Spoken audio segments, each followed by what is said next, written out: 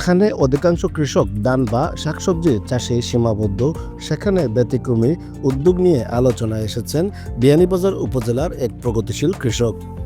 উপজেলার মোল্লাপুর ইউনিয়নের আবদুল্লাপুর গ্রামের কৃষক দেলোয়ার হোসেন আবাদি জমিতে বাদাম চাষ করে ভালো ফলন পেয়েছেন।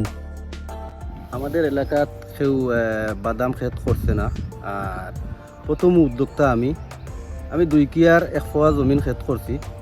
আলহামদুলিল্লাহ, মাশাআল্লাহ, আমার বাদাম খুব সুন্দর বাদাম হয়েছে। আলহামদুলিল্লাহ, বাদাম ধরছেও বেশি। আমি খুব খুশি হয়েছি বাদাম দেখিয়া, আলহামদুলিল্লাহ। বলতে আমার তো সব কিছু ক্ষেত আছে। এবার মনে করো মিষ্টি লাউ আছে, আবার আপনার আলু আছে, ধরকা শশা করছি। এর বাদে আমাদের গ্রাম্য ভাষা কয় যেটা কয় আইনাউরি, ওটাও আমরা করছি খুব বেশি। আমার তো 15-16 কিয়ার ক্ষেত এমনিও থাকে, 22 ক্ষেত এখনও আছে আলহামদুলিল্লাহ। ভুট্টা আছে গিয়ে আপনার 2 কিয়ার, বাদাম আছে গিয়ে 2 কিয়ার 1 পোয়া। আলহামদুলিল্লাহ, সব জাত মিলেই আমার ক্ষেত এখন পর্যন্ত 8-9 কিয়ার আছে বর্তমান অবস্থায়। চলতি মৌসুমে তিনি অন্যান্য ফসলের পাশাপাশি প্রায় 2 বিঘা জমিতে বাদামের আবাদ করেন।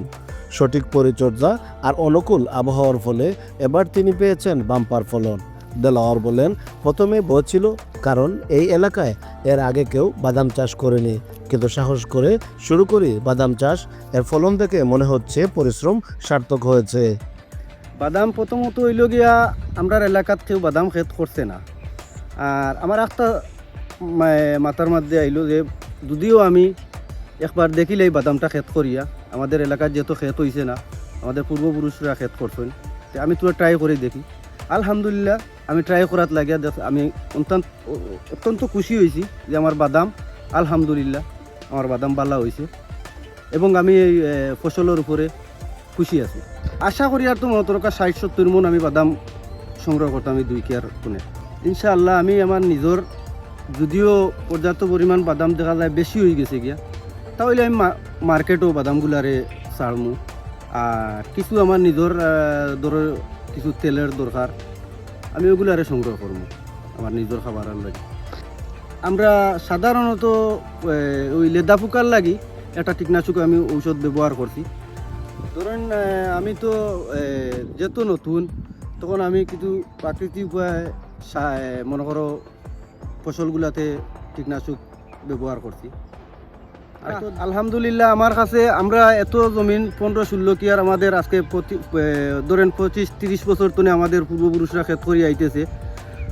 আমরা একদিনও কোনো সরকারিভাবে কোনো হেল্প আমরা পাই নাই, আর এখনও আমরা পাইছি না। এগুলা যাও হয়েছে তা আমার নিজের শ্রমর পয়সা তো আমি আমার ওইগুলা উদ্যোক্তা নিছি নিজে। দেলোয়ার হোসেন আরও জানান, বাদাম চাষে খরচ তুলনামূলকভাবে কম আর লাভের সম্ভাবনা অনেক বেশি। বাজারে বাদামের ভালো দাম পাওয়ায় তিনি আশাবাদী যে এবার লাভজনক হবেন।